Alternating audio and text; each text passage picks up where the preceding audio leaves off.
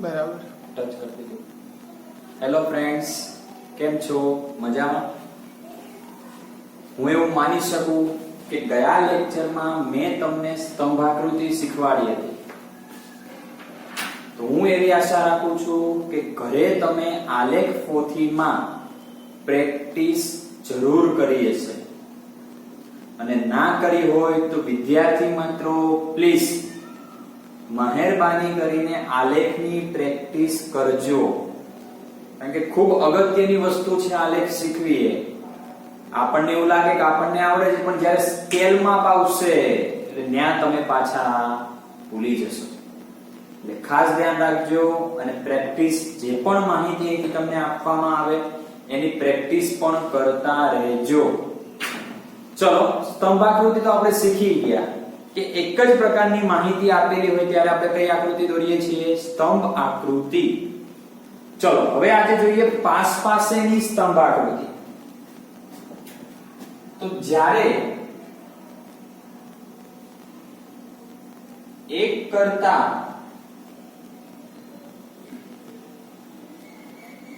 વધુ પ્રકારની માહિતી આપેલી હોય, જ્યારે એક કરતા વધુ પ્રકારની માહિતી હોય ત્યારે કઈ આકૃતિ દોરવામાં આવે છે?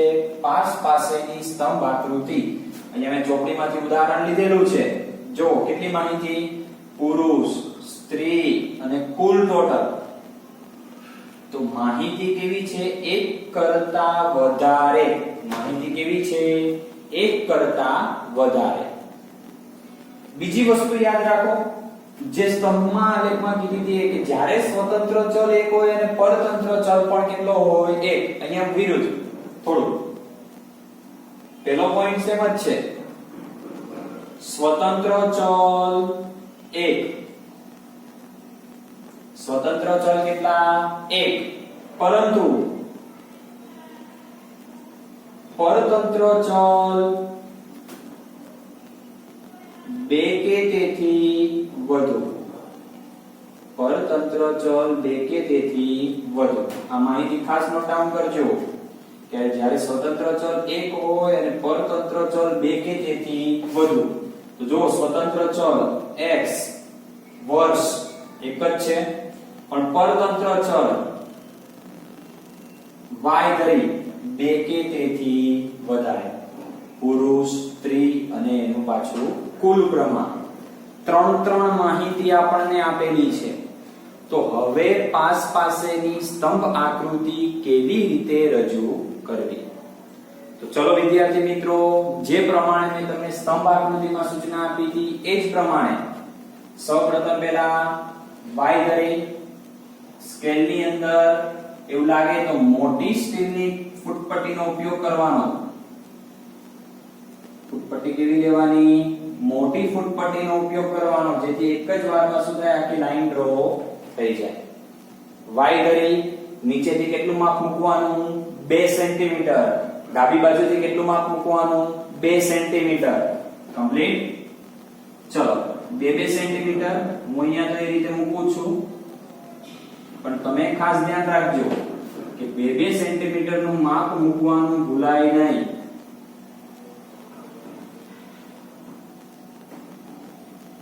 x ધરી અને અહીંયા 0. કમ્પ્લીટ. ચલો હવે કઈ માહિતી કઈ ધરી ઉપર રજૂ કરવાની છે? તો x ધરી ઉપર હંમેશા કયો ચલ હોય? સ્વતંત્ર ચલ હોય. તો x ધરી ઉપર આપણે શું રજૂ કરશું? વર્ષ.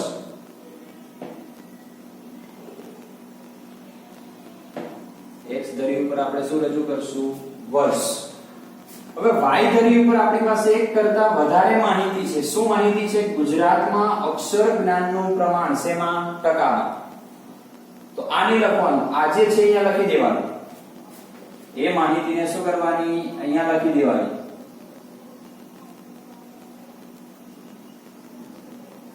ગુજરાતમાં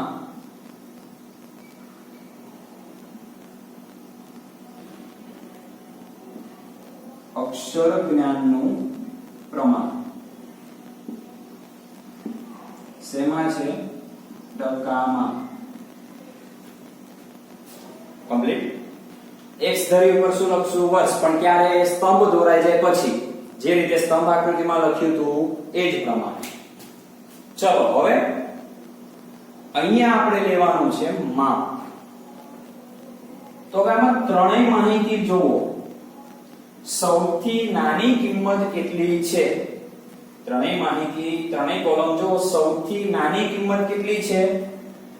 તો જો અહીંયા તમને દેખાશે 12.77. એના કરતા નાની કોઈ કિંમત છે નહીં. સૌથી મોટી કિંમત જોવો તો સૌથી મોટી કિંમત તો મને લાગે છે ત્યાં સુધી 87.23 કમ્પ્લીટ. તો મારે એવું થઈ ગયું y ધરી ઉપર મારે 12 થી લઈને ક્યાં સુધી જવું પડશે? 87.23 સુધી. તો બે રીતે ગણી શકો. જે રીતે સ્તંભ આકૃતિ આપણે જોઈ હતી એ પ્રમાણે 5-5 નો ડિફરન્સ લઈને અને 10-10 નો ડિફરન્સ લઈને. હું અહીંયા 10-10 નો ડિફરન્સ લઈને ગણું છું. એક વખત તમારે 10 નો ડિફરન્સ લઈને પ્રેક્ટિસ કરવાની અને બીજી વખત તમારે 5-5 નો ડિફરન્સ લઈને પ્રેક્ટિસ કરવાની છે. ચલો આપણે અહીંયા ડિફરન્સ લઈશું 10-10 નો.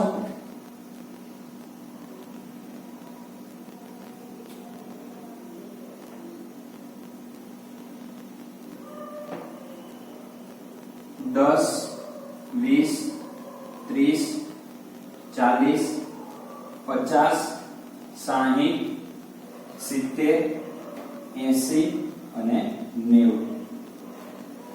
કમ્પ્લીટ. x ધરી ઉપર તો વર્ષે આપણે પછી લખશું, પણ x ધરી ઉપર હું 1-1 સેન્ટીમીટરના કોલમ માટેના પોઈન્ટ નોટ ડાઉન કરી દઉં છું. 1 2 3 4 5 6 7 8 9 10 11 12 13 અને 14 પોઈન્ટ થયા છે. એટલે જ્યાં સુધી મારી માહિતી આવશે ત્યાં સુધી હું બોર્ડ ઉપર દોરીશ, બાકી તમારે જાતે ગણતરી કરવાની રહેશે થોડી ઘણી. હવે આપણી પાસે ત્રણ માહિતી છે. બોલું તો સારું હતું, સ્તંભ આકૃતિ એક જ માહિતી એટલે આખો 1 સેન્ટીમીટરનો સ્તંભ બનાવતા. પણ હવે જો તમે અહીંયા ત્રણ સ્તંભ બનાવો એક સાથે અહીંયા ટેમ્પરરી હું તમને કહું કે તમે આ રીતે ત્રણ સ્તંભ બનાવો તો કેટલી માહિતી છે? 1 2 3 4 5 6 7 7 તરી 21 પ્લસ બધાની વચ્ચે આપણે 1-1 સેન્ટીમીટરનો ગેપ મૂકવાનો એટલે 7 કોલમ બીજા. આલેખ સમાય? ઇમ્પોસિબલ વસ્તુ છે, આટલો મોટો આલેખ હોય જ નહીં. તો શું કરશું? ઘણી વખત એવું પણ થશે બે માહિતી આપેલી હોય પુરુષ અને સ્ત્રી, તો એ ચાલે 2 સેન્ટીમીટર પછી 1 સેન્ટીમીટર મૂકી દેવાનું, પાછું 2 સેન્ટીમીટર પાછું 1 સેન્ટીમીટર મૂકીને એ આવી જશે તમારે. પણ ત્રણ માહિતીને આલેખમાં કેવી રીતે રજૂ કરશો તો ખાસ ધ્યાન રાખો. અહીંયા માપ લેતા તો મેં તમને સ્કેલ માપ શીખવાડી દીધું છે. હવે અહીંયા તમારે કોલમ 1 બનાવવાનું 0.5 સેન્ટીમીટર ઇઝ ઇક્વલ ટુ યાદ રાખો એક સ્તંભ. કેટલા સેન્ટીમીટરનો? 0.5 એટલે 1 સેન્ટીમીટરનો કોલમ હોય તો મધ્યમાં શું આવશે? બધામાં 0.5 થશે. હું બધાની અંદર પોઈન્ટ નોટ ડાઉન કરું એટલે જેથી ખ્યાલ આવશે વધારે.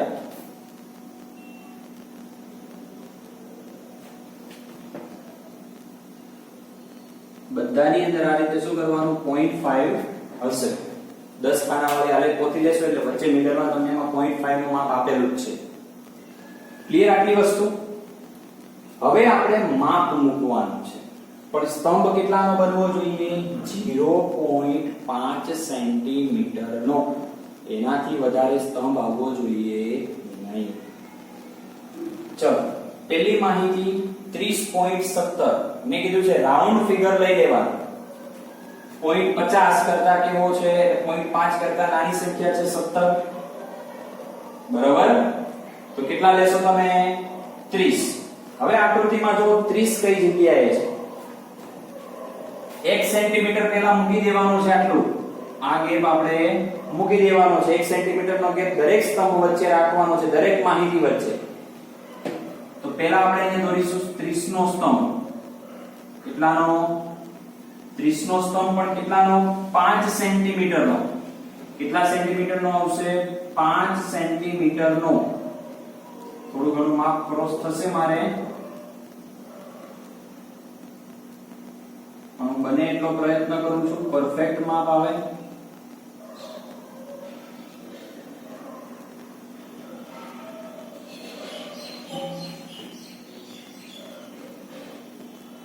ક્લિયર? કેટલા સેન્ટીમીટર નો સ્તંભ બન્યો? 0.5 સેન્ટીમીટર નો સ્તંભ બનશે.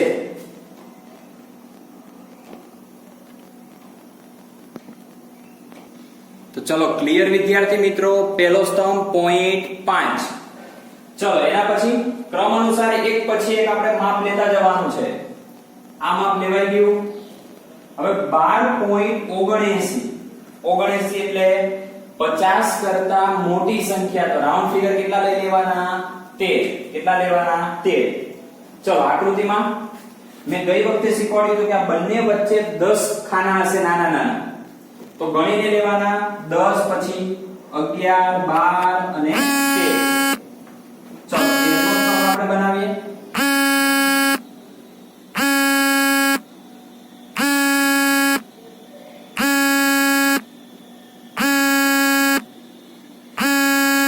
આ માહિતી થઈ ગઈ જે નાનો સ્તંભ આપણને આપેલો છે, નાના સ્તંભ વિશે કમ્પ્લીટ સમજાય છે? ચલો હવે એના પછી નેક્સ્ટ આપણે જોઈએ ત્રીજા નંબરનો કોલમ. શું માહિતી આપણને આપેલી છે?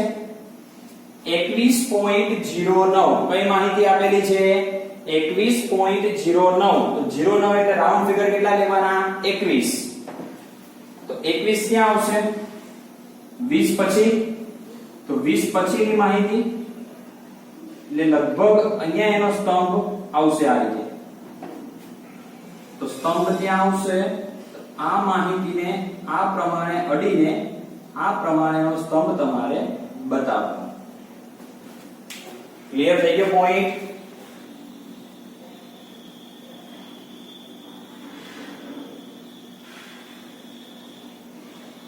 જે પણ માહિતી છે એ આ પ્રમાણે,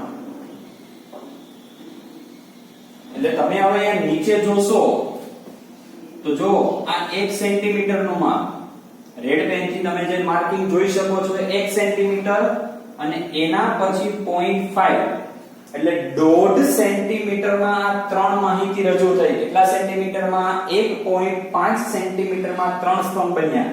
કારણ કે 0.5 નો એક સ્તંભ છે તો ગણો તો 0.5 0.5 અને 0.5 એટલે ટોટલ કેટલા થશે? 1.5 એટલે 1.5 સેન્ટીમીટર થઈ ગયું. હવે એના પછી શું કરવાનું? હવે 1 સેન્ટીમીટર નું માપ મૂકી દેવાનું. 1 સેન્ટીમીટર નું માપ મૂકી દેવાનું. તો હવે અહીંયા બ્લુ લાઇનિંગ દેખાય એટલું માપ મૂકી દેવાનું. એટલે હવે જે સ્તંભ આવશે એ ક્યાં આવશે? બ્લુ લાઇનિંગ ઉપર આવશે. ધ્યાનથી જોજો, આલેખની અંદર ભૂલ ના થાય કારણ કે ત્રણ માહિતી છે એટલે. સમજાય છે?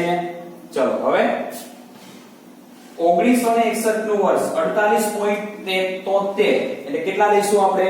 49. જોઈએ 49. 50 માં એક ઓછા અહીંયા આવશે. 50 માં એક ઓછા એટલે કેટલા અહીંયા આવશે? 49.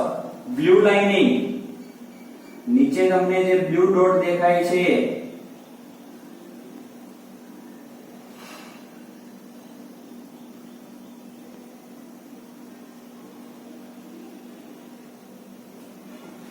ક્લિયર?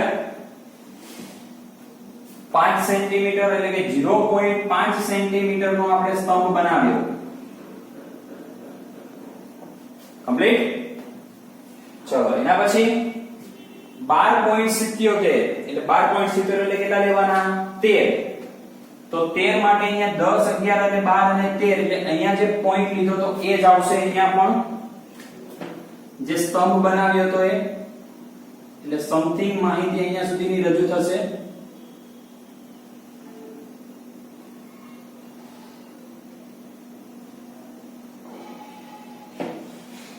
કમ્પ્લીટ?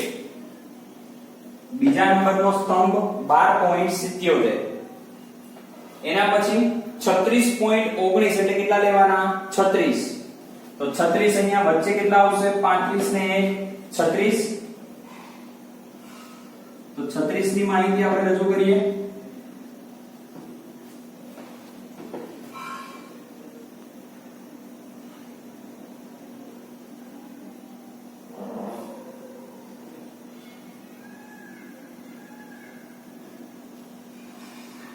માટેનો આપણે સ્તંભ બનાવશું.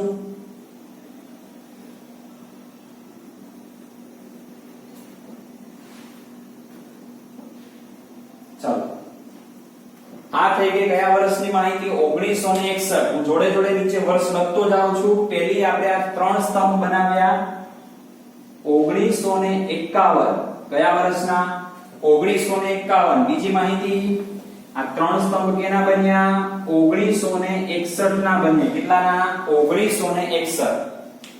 અહીંયા પણ તમે જોઈ શકો છો 0.5 ટોટલ 1.5 સેન્ટીમીટર. હવે પાછું 1 સેન્ટીમીટર મૂકો તો 1 સેન્ટીમીટર અહીંયા રેડ પેન થી રેડ પેન આટલું સેન્ટીમીટર 1 સેન્ટીમીટર થશે, એ મૂકી દેવાનું. ચલો હવે ત્રીજા વર્ષની માહિતી જોઈએ. 1971 53.78 એટલે કેટલા આવશે? 54. તો 50 51 52 53 અને 54.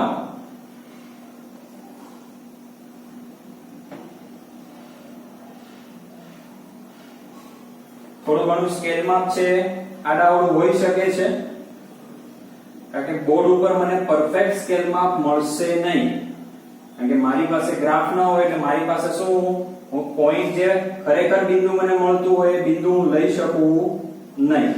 એટલે ખાલી હું તમને સમજાવવા માટે ટેમ્પરરી આનો ઉપયોગ કરી શકું છું, જેથી તમને પૂરેપૂરો આ પાસેની સ્તંભ આકૃતિમાં ખ્યાલ આવશે. Clear point? હવે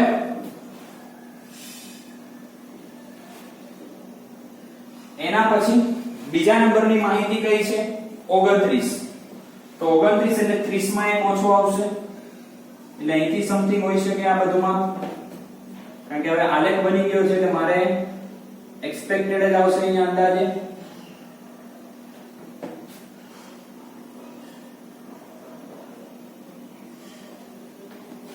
કમ્પ્લીટ.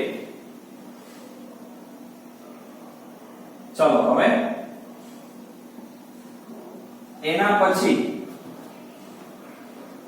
બીજી માહિતીની રજૂઆત થઈ ગઈ. હવે ત્રીજી માહિતી 29 લખાઈ ગયા. 41.84 એટલે કેટલા આવશે? 42. તો 42 એટલે 40 ને 2 42 સમથિંગ આટલું માપ મને મળશે.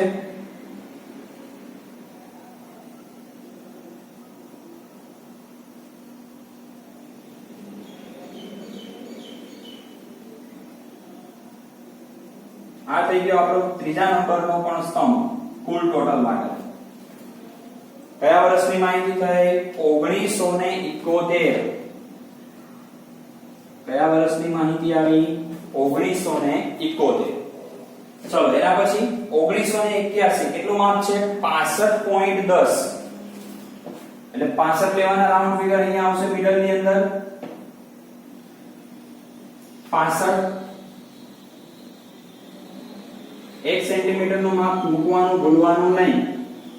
અહીંયા માહિતી પૂરી થઈ છે, બરોબર?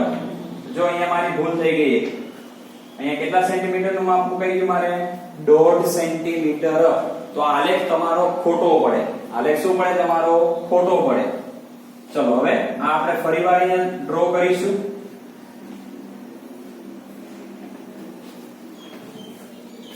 કયા વર્ષની માહિતી છે? 1971. ખાસ ધ્યાન રાખજો, જો આ ભૂલ થાય, ભૂલ ના થવી જોઈએ. આલેખ શું થાય? તમારો સ્કેલમાં ખોટું પડે. 53.78.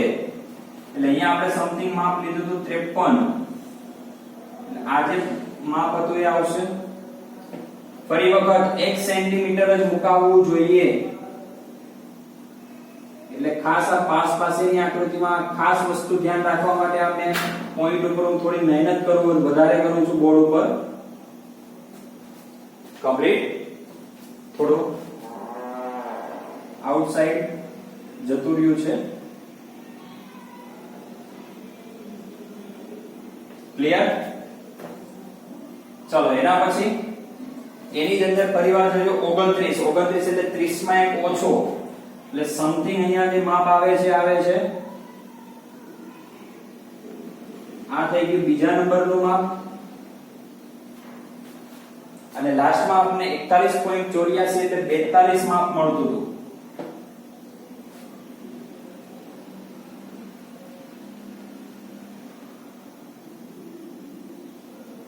ક્લિયર?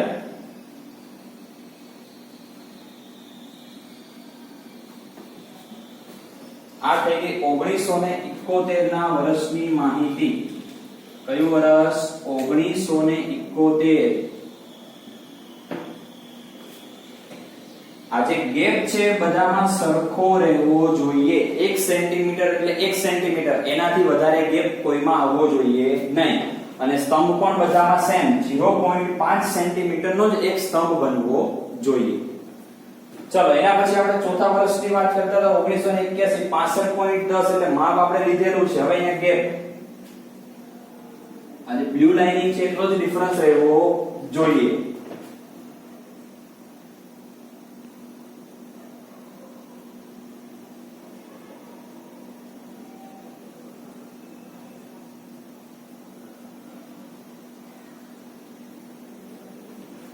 ક્લિયર? 1 સેન્ટીમીટર નો ડિફરન્સ. કોઈને ડાઉટ?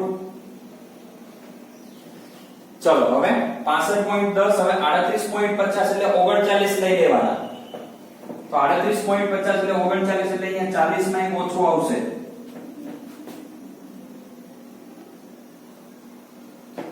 સમથિંગ આટલું માપ મળશે પણ તમે જોઈ લેજો ગ્રાફની અંદર પરફેક્ટ માપ તમારી પાસે આવશે.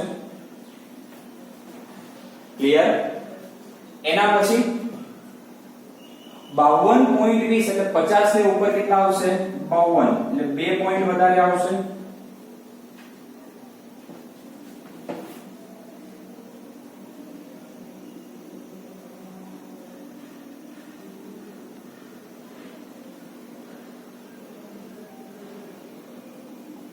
Clear point? કયા વર્ષની માહિતી આપણે રજૂ કરી આલેખની અંદર?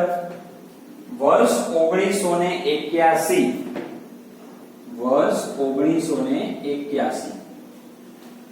હજી એક વર્ષની માહિતી હું રજૂ કરી દઉં છું. 1991 73.13 એટલે 70 પછી 71 72 અને 73 છે એટલે સમથિંગ 73 જ લેવાના. 0.50 કરતા વધારેની માહિતી હોય તો જ આગળ જવાનું. હવે અહીંયા 1 સેન્ટીમીટર નો ગેપ.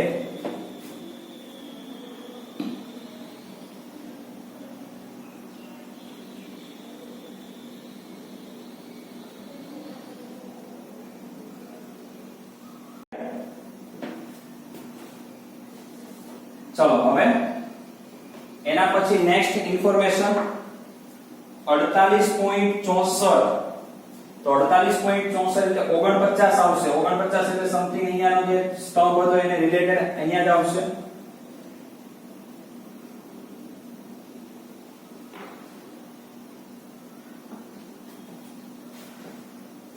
એના પછી 61.29 એટલે 61 આવશે. કેટલું? 61 માં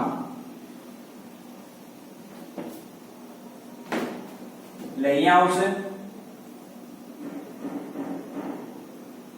આ થઈ ગયો સ્તંભ 61 નો.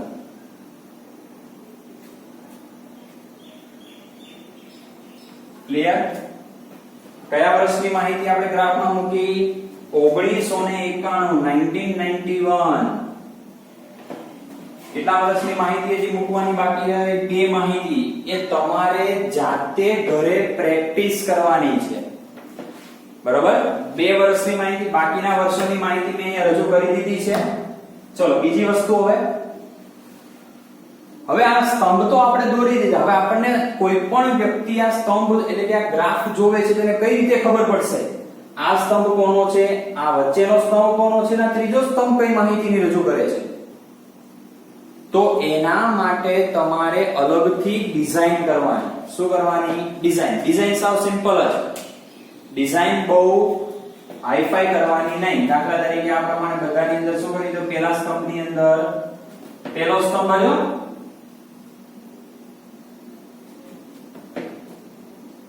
કોઈ પણ માહિતી છે એના પહેલા સ્તંભમાં આ પ્રમાણે ફૂટપટ્ટી વડે વ્યવસ્થિત આ પ્રમાણે લાઇનિંગ દોરી દો.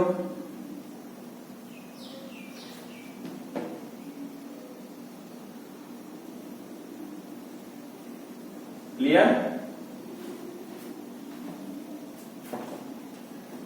બીજી વસ્તુ બની શકે છે, આ સ્તંભ તમે ખાલી રાખો તો આ રીતે પ્લસની નિશાની પણ કરી શકો છો. આ એક ડિઝાઇન જ છે કે લાસ્ટ કોલમમાં શું કરો, બધામાં આ રીતે પ્લસની નિશાની મૂકી દો.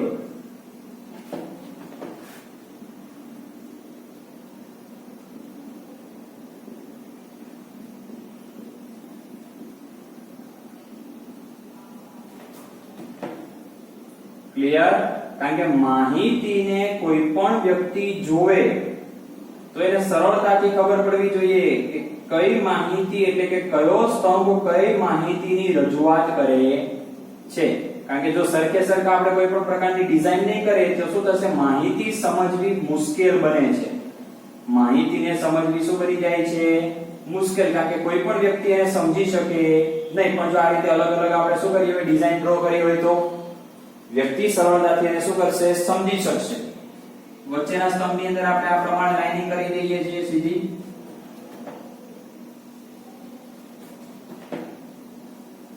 આ એક પ્રકારની અલગ માહિતીની રજૂ કરવા માટેની આ ડિઝાઇન આપણે કરીએ છીએ. ક્લિયર? બીજી વસ્તુ, હવે આને તમારે રજૂ કરવાની છે, પણ એની પેલા સ્કેલ માપ જે લખતા હતા એ લખવાનું ભૂલવાનું નહીં. સ્કેલ માપ લખવાનું ભૂલવાનું નહીં. સમજાય છે? સ્કેલ માપ x અક્ષ શું લીધું આપણે, વર્ષ. y અક્ષ ગુજરાતમાં સાક્ષરનું પ્રમાણ 1 સેન્ટીમીટર બરાબર કેટલા ટકા, 10%. કારણ કે આપણી માહિતી શેમાં છે, જો તો કૌંસ વાળો શબ્દ ન્યા લખવાનો ટકામાં. તો 1 સેન્ટીમીટર બરાબર કેટલા ટકા લીધા છે આપણે, 10%. હવે તમે માહિતી રજૂ કરશો તો આ પ્રમાણે થઈ ગઈ. હવે આલેખની અંદર અહીંયા થોડી જગ્યા હશે. આલેખ દોરશો તો આ નાના નાના સ્તંભ છે, આ ઉપરનો ભાગ શું હશે, ખાલી. તો હવે માહિતીને તમારે 3 સ્તંભોમાં અલગ અલગ રજૂ કરવાની છે. શું કરવાનું? તો વિદ્યાર્થીઓ પેન્સિલનો જ ઉપયોગ, કોઈ પણ આલેખ દોરો પેન્સિલ. 1 સેન્ટીમીટર નો આ ચોરસ બોક્સ લઈ લેવાનું. એ રીતે 1 સેન્ટીમીટર મૂકીને બીજું ચોરસ બોક્સ,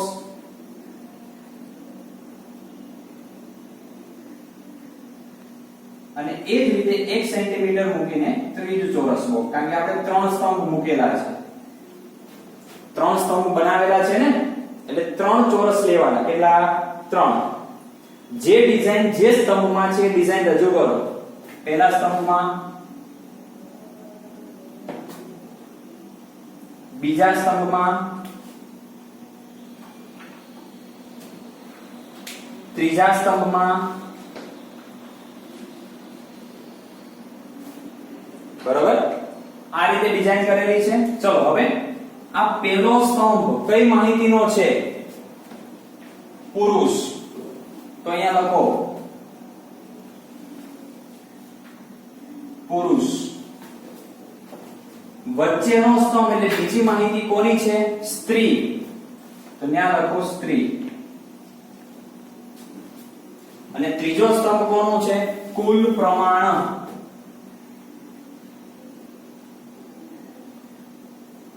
એટલે કુલ પ્રમાણ, સ્ત્રીનું પ્રમાણ અને પુરુષનું પ્રમાણ. હવે વિદ્યાર્થીઓ, હવે આલેખ લઈને તમે કોઈ પણ લોકો પાસે જાઓ, માહિતી શું થશે, સામેવાળી વ્યક્તિને સમજાઈ જશે. કારણ કે અહીંયા તમે કીધેલું કે પહેલું કોલમ આ છે, આ ડિઝાઇન છે, તો એ કોની માહિતી આપે છે કે ભાઈ આ પુરુષની માહિતી છે દરેકની અંદર. બીજા નંબરનો સ્તંભ એની અંદર આવી ડિઝાઇન છે, તો એ કોની માહિતી આપે છે આપણને, સ્ત્રીનું પ્રમાણ દર્શાવે છે.